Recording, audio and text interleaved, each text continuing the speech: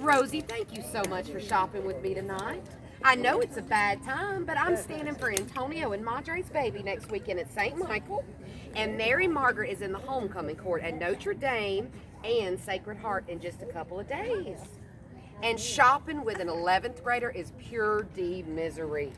I would rather take a beating. And I've got nothing to wear, and neither does she. Let's just start at Austin's and work our way down Howard. Well, think nothing of it, darling.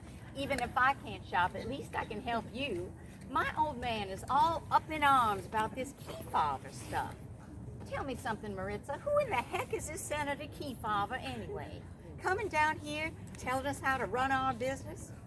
All I know is no slot machines in our little grocery store means no new dresses for me today. But a nice new little hat might lift my spirits. Oh, let's stop at Rosenblum's too. They've got a sale on slips and brassieres. Yeah, let's do that. Vince said that I had to dress Mary Margaret in style. New nylon shoes, hats, gloves, suits, the works. Daddy's little girl, you know. I've been reading about this Kefauver. And did you know that he's going all over this country on his crusade against gambling? It ain't just here. He's from Kentucky, and he's got senators from all over on his side.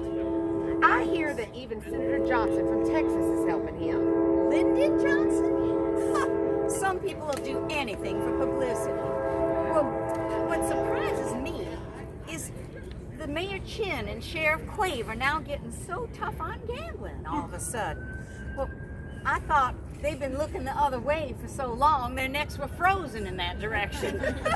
Ain't that the truth? Well, Vince said they don't have a choice now because the whole country's watching. There are more cameras downtown than after the hurricane of 47. Oh, no. And you know they've put on this show before. They go in, they confiscate the wheels and the slots, they throw them all in the bay, and then they just go back to their offices and ignore it when it all starts up again. Well, listen, we all know the tourists come here for two things, seafood and slots. I mean, for criminy sakes, if we stop giving the tourists what they want, won't they stop coming? Oh, I have something to show you. You remember those ministers that formed a group protesting the open gambling? Listen to what one of them had to say to a reporter from the Saturday Evening Post. It's a funny thing about this place, Biloxi. You come in here to preach, and you look around, and you see so many things you know are wrong. And then you get up there into the pulpit on Sunday, and you rake the town over the coals. You throw the book at them, and nothing happens. Nothing. Nobody gets stirred up either for you or against you. Then you stay here a while. You ride up and down the beach. You look at the trees and the sky and the water. You find a few friends. You watch the seasons come and go, and you ride out a hurricane or two. And I don't know, something happens. You sort of begin to understand the town. You see it as a place where a man can be free. Free to be as good or as bad as he wants to be. Free to be a sinner or a saint. Well, ain't that something? I mean, I think he hit the head nail on the head, if you ask my opinion. Are you sure he wasn't Catholic? Well, I just mean, between the bingos and the bazaars, I mean, we tend to look the other way, too. Oh, my Lord. We are both going to end up in Saturday confession. Oh, well, lunch was delicious. Best hamburgers in town here at Hamburger King on Howard Avenue. But I see that their slots are gone too. No wonder Juanita, the waitress, looks so worried. You know, maybe this Senator Kefauver has one thing right. Slot machines should be in every little business, on every little corner.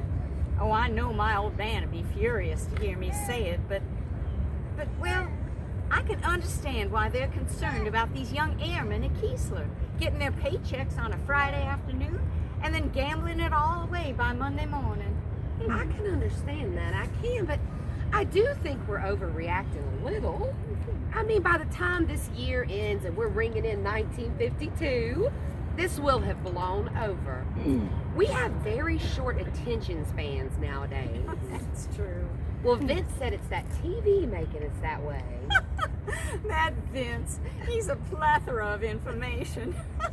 Oh, he must subscribe to the Reader's Digest. Well, you must be a member of the Word of the Day Club. Plethora. Look, if we're going to make it to Brumfields, we've got to get going. It's true. Well, now, listen, do you think we could stop by McKiston Hall? They're having their 4th anniversary sale. Well, I know the tightwad won't spring for it, but we really need a new couch. We can, but girl, if we're going to make it to 4 big stores, we've got to hurry. I mean, downtown is slammed today between the feds and the shoppers. We'll never find parking. We'll have to walk. Check, please. Now, listen, honey, do you think you could stop by the house afterwards and help me? I've got to make stuffed artichokes for Josephine's card party tomorrow night. Sure I can, if you come next Sunday to help me make pucheradas for the baby's baptismal party. One time. Around 5 a.m.